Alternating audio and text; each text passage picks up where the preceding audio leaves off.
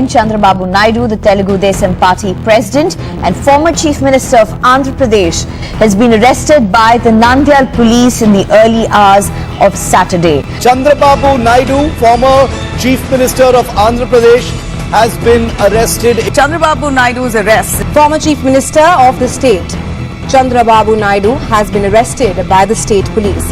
ఈ రోజు నేను ఏ తప్పు చేయలేదు, కావాలని రాత్రి వచ్చారు, ఈ రోజు నన్ను అరెస్ట్ చేశామని.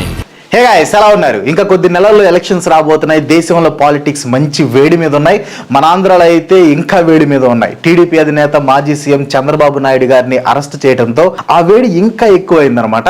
ఫస్ట్ ఆఫ్ ఆల్ ఇది కొంచెం కాంప్లికేటెడ్ ఇష్యూ. ఇప్పుడు నేను చంద్రబాబు నాయుడు గారిని అరెస్ట్ చేయడం కరెక్టే అని చెప్పాను అనుకోండి, వచ్చాడ్రా వైసీపీ పేటీఎం కుక్క అని టీడీపీ వాళ్ళు స్టార్ట్ చేస్తారు. అదే చంద్రబాబు నాయుడు గారిని అరెస్ట్ చేయడం కరెక్ట్ కాదని అనుకోండి, వచ్చాడ్రా పచ్చ కుక్క అని వైసీపీ వాళ్ళు స్టార్ట్ చేస్తారు. తప్ప కాదనే విషయం పక్కన పెడితే ఈ కేసు గురించి ఫుల్ డీటెయిల్స్ అయితే మీకు క్లియర్ గా అర్థమయ్యేలాగా చెప్తాను. దయచేసి వీడియో లాస్ట్ వరకు చూడండి. కొంచెం చూసి మీరే ఒక కంక్లూజన్కి వచ్చి నన్ను తప్పకండి. సెప్టెంబర్ 9న ఎర్లీ మార్నింగ్ 6 AM కి నంద్యాలలోని ఆర్కే ఫంక్షన్ హాల్లో చంద్రబాబు నాయుడు గారిని అరెస్ట్ చేశారు. ఇక్కడ ఒక చిన్న క్లారిఫికేషన్ ఇద్దాం అనుకుంటున్నాను. కొంతమంది ఏంటంటే కావాలని ఎర్లీ మార్నింగ్ అరెస్ట్ చేశారు, ఇదంతా కావాలని చేసింది అంటారు. కావాలని చేశారా లేదా అనేది కొంచెంసేపు పక్కన పెడితే చంద్రబాబు నాయుడు గారు 14 సంవత్సరాలు ముఖ్యమంత్రిగా చేశారు. ఇండియాలో మోస్ట్ ఎక్స్పీరియన్స్డ్ పొలిటీషియన్స్ లిస్ట్ తీస్తే ఖచ్చితంగా టాప్ 10 లో ఉంటారు. అలాంటి లీడర్ కి ఫాలోయింగ్ ఏ రేంజ్ లో ఉంటుందో మనం సపరేట్ గా చెప్పాల్సిన పని లేదు. అలాంటి లీడర్ ని మామూలు టైంలో అరెస్ట్ చేస్తే లా అండ్ ఆర్డర్ ప్రాబ్లం వస్తుంది, అరెస్ట్ చేయడం ఇంపాసిబుల్ అవుతుంది. అందుకే మిడ్ నైట్ ఎర్లీ మార్నింగ్స్ టైంలో ఇలాంటి అరెస్టులు చేస్తూ ఉంటారనమాట. బట్ స్టిల్ ఆయన వయసుని దృష్టిలో పెట్టుకొని మరీ అంత హడావిడిగా ఆ టైంలో అరెస్ట్ చేయటం హ్యుమానిటీ గ్రౌండ్స్ కింద అంత కరెక్ట్ కాదు అనేది నా ఒపీనియన్, జస్ట్ నా ఒపీనియన్ మాత్రమే. బట్ సెప్టెంబర్ 9 అంటే శనివారమే అరెస్ట్ చేయడం వెనక కొన్ని అనుమానాలు ఉన్నాయి. శనివారం ఆదివారం కోర్టు హాలిడేస్ అనమాట. ఆ టైంలోనే G20 సమిట్ కూడా ఉంది. సో మీడియా ఫోకస్ అంతా దానిపైన ఉంటుంది. ఈ అరెస్ట్ ని ఎవరు పట్టించుకోరు అనే ఉద్దేశంతో ఆ రోజు అరెస్ట్ ప్లాన్ చేసి ఉండొచ్చు. ఆంధ్రప్రదేశ్ స్కిల్ డెవలప్మెంట్ కార్పొరేషన్ కి సంబంధించి 371 కోట్లు స్కామ్ చేశారని సిఐడి వాళ్ళు అరెస్ట్ చేశారు.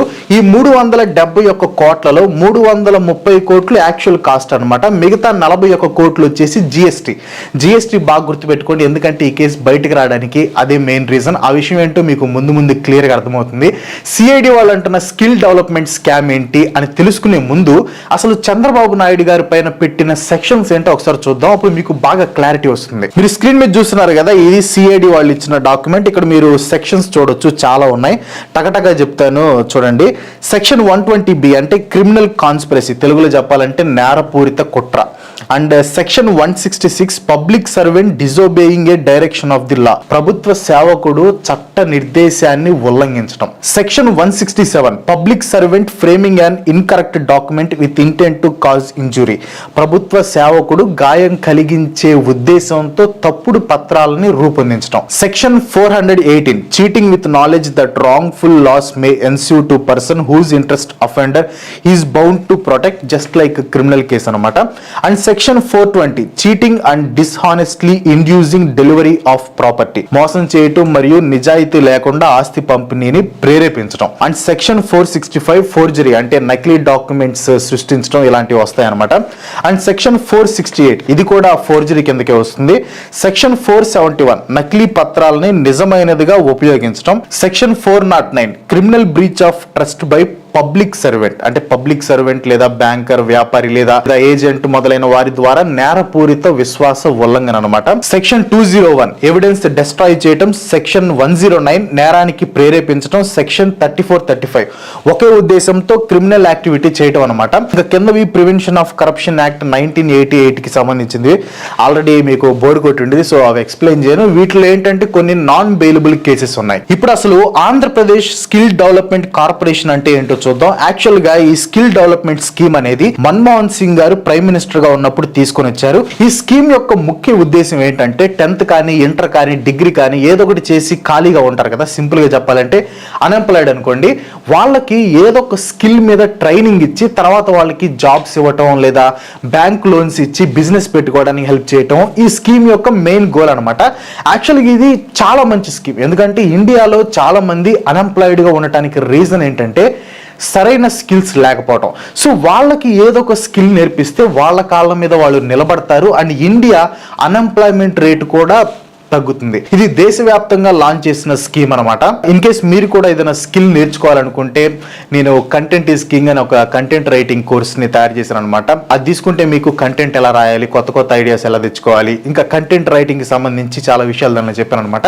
మీకు ఇంట్రెస్ట్ ఉంటే కింద డిస్క్రిప్షన్ లో లింక్ ఉంటుంది, చూడడానికి ట్రై చేయండి. అండ్ స్టేట్ గవర్నమెంట్స్ ఏం చేశాయంటే స్టేట్ స్కిల్ డెవలప్మెంట్ కార్పొరేషన్ అని కంపెనీస్ యాక్ట్ కింద రిజిస్టర్ చేశారు. ఇది non profit organisation and public private partnership organisation అనమాట. ఇది స్కిల్ డెవలప్మెంట్ కార్పొరేషన్ యొక్క బ్రీఫ్ హిస్టరీ. ఇప్పుడు మనం ఆంధ్రప్రదేశ్ దగ్గరికి వద్దాం. 2014లో చంద్రబాబు నాయుడు గారు ఆంధ్రాకి సీఎం అయిన కొన్ని నెలల తర్వాత ఆంధ్రప్రదేశ్ స్కిల్ డెవలప్మెంట్ కార్పొరేషన్ పెట్టాలని ప్రపోజ్ చేశారు. దీని మెయిన్ ఎయిమ్ ఏంటంటే ఇందాక చెప్పినట్లు అన్ఎంప్లాయిడ్ యూత్ కి స్కిల్స్ ప్రొవైడ్ చేయడం. ఈ కార్పొరేషన్ పని ఏంటంటే ఇండియా అండ్ అబ్రాడ్ నుంచి వేరియస్ ఎడ్యుకేషనల్ కోర్సెస్ ని కలెక్ట్ చేసి వాటిని కోర్సుల్లోకి మార్చి ఈ కార్పొరేషన్ లో రిజిస్టర్ అయిన స్టూడెంట్స్ కి ఆఫర్ చేస్తారు. ఈ స్కిల్ డెవలప్మెంట్ సెంటర్స్ ని మన రాష్ట్రంలో సెటప్ చేయడానికి టీడీపీ గవర్నమెంట్ సీమన్స్ ఇండియాతో ఎంఓయు సైన్ చేసింది. ఈ ప్రాజెక్ట్ వచ్చేసి APSSDC partnership with Siemens Industry Software Limited and Design Tech Systems Private Limited అనమాట. అండ్ ఎంఓయు ప్రకారం ప్రాజెక్ట్ కి అయ్యే టోటల్ కాస్ట్ వచ్చేసి 3,356 కోట్లు. దాంట్లో 10% మాత్రమే స్టేట్ గవర్నమెంట్ ఇస్తుంది, మిగతా 90% సీమన్స్ ఇండియా వాళ్ళు పెట్టుకోవాలన్నమాట. ఇది అగ్రిమెంట్. ఈ ప్రాజెక్ట్ ని చంద్రబాబు నాయుడు గారు జస్ట్ పవర్ పాయింట్ ప్రెజెంటేషన్ చూసి ఓకే చేశారని సిఐడి వాళ్ళు చెప్పారు. అండ్ సిఐడి వాళ్ళు చెప్పిన ఇంకో కీలక విషయం ఏంటంటే ఈ అగ్రిమెంట్ అండ్ జిఓ నెంబర్ 4 అంటే గవర్నమెంట్ ఆర్డర్ ఒకే రోజు జరిగాయంట. But this agreement is born out of a GO. No, the GO and the agreement both were born on the same day. ఒక afterthought తో తయారు చేసి పెట్టింది కనబడుతుంది. జనవరి 19, 2015న చంద్రబాబు నాయుడు గారు స్టేట్ వైడ్ వర్చువల్ గా 17 స్కిల్ డెవలప్మెంట్ సెంటర్స్ ని ఇనాగ్రేట్ చేశారు. ఇక్కడ పాయింట్ ఏంటంటే అగ్రిమెంట్ ప్రకారం ఫస్ట్ సీమన్స్ వాళ్ళు స్కిల్ డెవలప్మెంట్ కార్పొరేషన్ అకౌంట్ లోకి 90% వేసిన తర్వాత స్టేట్ గవర్నమెంట్ ఆ 10% ఫండ్స్ ని రిలీజ్ చేయాలి. ఇక్కడ సిఐడి వాళ్ళు చేసిన ఎలిగేషన్ ఏంటంటే సీమన్స్ వాళ్ళు ఒక్క రూపాయి కూడా ఇన్వెస్ట్ చేయకుండానే అసలు ప్రాజెక్ట్ స్టార్ట్ కాకముందే టీడీపీ గవర్నమెంట్ హడావిడిగా 371 కోట్ల రూపాయలు రిలీజ్ చేసిందంట. అది కూడా ఫాలో అవ్వాల్సిన ప్రొసీజర్స్ ఏమీ ఫాలో అవ్వకుండా టెండర్స్ కూడా వేయలేదు. అండ్ స్టేట్ క్యాబినెట్ లో ఈ ప్రాజెక్ట్ కి అప్రూవల్ కూడా తీసుకోలేదని సిఐడి ఇన్వెస్టిగేషన్ లో తెలియదు. కానీ టీడీపీ వాళ్ళు ఏమంటారంటే దీనికి ఆల్రెడీ క్యాబినెట్ లో అప్రూవల్ తీసుకున్నాం అంటారు. బట్ ఏది నిజం అనేది కోర్టే డిసైడ్ చేస్తుంది. ఈ 371 కోట్ల రూపాయల్లో 130 కోట్లు ప్రాజెక్ట్ మీద ఖర్చు పెట్టి మిగతా 241 కోట్లని షెల్ కంపెనీస్ కి తరలించారంట. షెల్ కంపెనీస్ అంటే పేపర్ మీద పేరు అడ్రస్ ఉంటుంది కానీ అక్కడ ఏమీ ఉండదు. ఫర్ ఎగ్జాంపుల్ క్రాంతి కంప్యూటర్స్ అనే కంపెనీ పేరు, నా స్టూడియో అడ్రస్ ఉంటుంది. ఇక్కడికి వచ్చి చూసారంటే 2 ల్యాప్టాప్స్ తప్ప కంపెనీ ఏ ఉండదు. దాన్నే షెల్ కంపెనీ అంటారు అనమాట. ఆ 5 షెల్ కంపెనీస్ వచ్చేసి Allied Computers, Skillers India Private Limited, Knowledge Podium, Cadence Partners and ETA Greens అనమాట. ఏ కంపెనీకి ఎంత అమౌంట్ వెళ్ళిందని సిఐడి వాళ్ళు ఫ్లో చార్ట్ కూడా రిలీజ్ చేశారు. మీరు ఇక్కడ చూడొచ్చు. యాక్చువల్ గా ఈ కంపెనీలు స్కిల్ సెంటర్స్ కి కంప్యూటర్లు, సాఫ్ట్వేర్ గట్రా సప్లై చేయాలి. ఇక్కడ కంపెనీలు లేవంటే ఇంకేం సప్లై చేస్తారు? ఫేక్ ఇన్వాయిస్లు పెట్టి ఈ డబ్బంతా షెల్ కంపెనీస్ కి తరలించారని సిఐడి ఆరోపించింది. ఇది ఇప్పుడే బయటకు వచ్చిందని చాలా మంది అనుకుంటారు, కానీ రాంగ్. 2018లో అంటే టీడీపీ గవర్నమెంట్ పవర్ లో ఉన్నప్పుడే ఇది బయటకు వచ్చింది. 2018లో Directorate General of GST Intelligence and the Income Tax Department దీంట్లో అవకతవకలు గుర్తించారు. ఆ అవకతవకలు ఏంటో మీకు చిన్న ఎగ్జాంపుల్ తో చెప్తాను, జాగ్రత్తగా చూడండి. ఇప్పుడు మీరు కార్పొరేషన్ అనుకోండి, కంప్యూటర్లు కొన్నాను, అది కొన్నాను, ఇది కొన్నానని మీరు నాకు ఇన్వాయిస్లు ఇచ్చారు. నేను మీకు డబ్బులు పే చేశాను ఇంక్లూడింగ్ జిఎస్టీ. బాగా వినండి, ఇంక్లూడింగ్ జిఎస్టీ. జిఎస్టీ తీసుకుంటే ఆ విషయం directorate General of GST intelligence కి తెలుస్తుంది కదా. కానీ ఇక్కడ ప్రాబ్లం ఏంటంటే ఒక ప్రోడక్ట్ కొన్నాము అని జిఎస్టీ పే చేశారు కానీ ఆ ప్రోడక్ట్ ఏంటో మాత్రం చూపించట్లేదంట. ఎందుకంటే ఆ ప్రోడక్ట్ కొనలేదు, జస్ట్ ఫేక్ ఇన్వాయిస్లు ఇచ్చారు. జిఎస్టీ వాళ్ళు వెరిఫై చేస్తే ఇది టాలీ అవ్వాల. వాళ్ళేమో ఇన్వాయిస్ రైజ్ చేశారు, వీళ్ళేమో జిఎస్టీతో సహా పే చేశారు. బట్ ఎక్కడ కొన్నారో చెప్పమంటే చెప్పట్లా. అది జిఎస్టీ వాళ్ళు పట్టుకున్నారు, అక్కడ దొరికిపోయారు అనమాట. అయ్యా స్కిల్ డెవలప్మెంట్ కార్పొరేషన్ లో ఇలా అవకతవకలు జరుగుతున్నాయని directorate General of GST intelligence అప్పటి స్టేట్ గవర్నమెంట్ అంటే టీడీపీ గవర్నమెంట్ కి ఇన్ఫార్మ్ చేసింది చేసింది కానీ గవర్నమెంట్ ఎలాంటి యాక్షన్ తీసుకోలేదని సిఐడి చెప్పింది. బట్ అగైన్ ఇది సిఐడి చేస్తున్న తప్పుడు ఎలిగేషన్. వాళ్ళు అసలు స్కిల్ డెవలప్మెంట్ సెంటర్స్ కి వెళ్లి ఇన్వెస్టిగేషన్ చేయలేదు. ఇన్వాయిస్ లో ఏమైతే ఉన్నాయో అవి అక్కడ ఉన్నాయని టీడీపీ లీడర్స్ చెప్తున్నారు. దీని గురించి ఏసీబీ వాళ్ళకు కూడా కంప్లైంట్ వచ్చింది. ఇన్వెస్టిగేషన్ చేయడానికి వస్తే అధికారంలో ఉన్న వాళ్ళు అడ్డుపడి కీ డాక్యుమెంట్స్ ని నాశనం చేశారంట. సిమెన్స్ గ్లోబల్ కార్పొరేట్ ఆఫీస్ వాళ్ళు ఈ ప్రాజెక్ట్ కి సంబంధించిన ఇంటర్నల్ ఎంక్వైరీ కూడా వేశారు. దాంట్లో తెలిసింది ఏంటంటే ప్రాజెక్ట్ మేనేజర్ గవర్నమెంట్ ఎలకేట్ చేసిన ఫండ్స్ ని ఇల్లీగల్ గా షెల్ కంపెనీస్ కి హవాలా ట్రాన్సాక్షన్స్ చేశాడంట. దీంతో ఆ ప్రాజెక్ట్ మేనేజర్ ని డిస్మిస్ కూడా చేశారు. ఏ తప్పు చేయకపోతే ఎందుకు డిస్మిస్ చేస్తారు అనేది ఇక్కడ క్వశ్చన్. ఈ షెల్ కంపెనీస్ కి తరలించిన డబ్బు అటు ఇటు తిరిగి చంద్రబాబు నాయుడు గారి అకౌంట్స్ కి, నారా లోకేష్ గారి అకౌంట్స్ కి వెళ్ళాయని సిఐడి ఆరోపించింది. యాక్చువల్ గా December 9, 2021లోనే ఏపీ సిఐడి ఎఫ్ఐఆర్ రిజిస్టర్ చేసింది. March 10, 2023లోనే ఈ కేసుకి సంబంధించి Soumyadri Shekhar Bose, former MD of Siemens Industry Software India Private Limited, Vikas Vinayak Khanvilkar MD of Design Tech Systems Limited Pune, Mukul Chandra Agarwal MD of PVSP IT Skill Projects Limited and Suresh Goyal chartered accounts of SSRA and Associates వీళ్ళని prevention of money laundering act కింద ED arrest చేసింది. కానీ CID 2021లో register చేసిన FIR లో 25 పేర్లు mention చేసింది. ఆ list లో చంద్రబాబు నాయుడు గారి పేరు లేదు. పేరు లేకుండా ఎలా అరెస్ట్ చేస్తారని క్వశ్చన్ చేస్తే ఆ టైంలో లేదు. బట్ ఇన్వెస్టిగేషన్ చేస్తున్నప్పుడు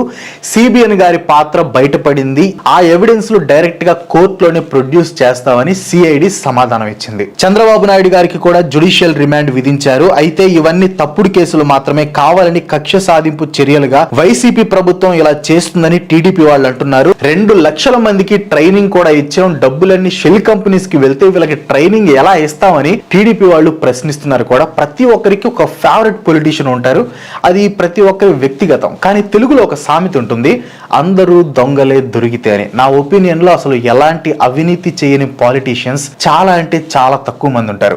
99% అవినీతి చేసిన పొలిటీషియన్సే ఉంటారు. కొంతమంది దొరుకుతారు, కొంతమంది దొరకరు. చంద్రబాబు నాయుడు గారిని జస్ట్ అరెస్ట్ చేశారు అంతే. తప్పు చేశారా లేదా అనేది కోర్టు డిసైడ్ చేస్తుంది. కానీ అలాంటి లీడర్ ని జైలుకి పంపటం అనేది అంత సింపుల్ కాదు. పక్కా ఆధారాలు ఉండాలి. సీఎం దాకా వెళ్ళాలంటే, ఆ టైంలో సిబిఎన్ గారు సీఎంఏ కదా, సో సీఎం దాకా వెళ్ళాలంటే మధ్యలో చాలా మంది ఉంటారు. లైక్ ఐఏఎస్ ఆఫీసర్స్ గానీ, చైర్మన్స్ గానీ, ఇలా చాలా మంది ఉంటారు. ఈ పొజిషన్స్ అన్ని దాటుకొని సీఎం దగ్గరికి వెళ్ళాలి. So it's not that easy. But ఒకవేళ అరెస్ట్ అయితే మాత్రం 10 సంవత్సరాలు జైలు శిక్ష పడుతుంది. నాకైతే ఈ అరెస్ట్ టీడీపీకి చెడు చేయటం కంటే మంచి చేస్తుంది అనిపిస్తుంది. ఈ అరెస్ట్ వల్ల న్యూట్రల్ పీపుల్ కి చంద్రబాబు నాయుడు గారి మీద సింపతి బాగా పెరుగుతుంది. టీడీపీ వాళ్ళు అంటున్నట్లు ఒకవేళ ఇది తప్పుడు కేసు అయితే చంద్రబాబు నాయుడు గారు ఈజీగా బయటకు వచ్చేస్తారు. అది టీడీపీ పార్టీకి పెద్ద బూస్ట్ అవుతుంది. ఇన్ కేస్ ఈ కేసు గనక రుజువు అయితే ఇందాక చెప్పినట్లు 10 సంవత్సరాలు జైలు శిక్ష పడుతుంది.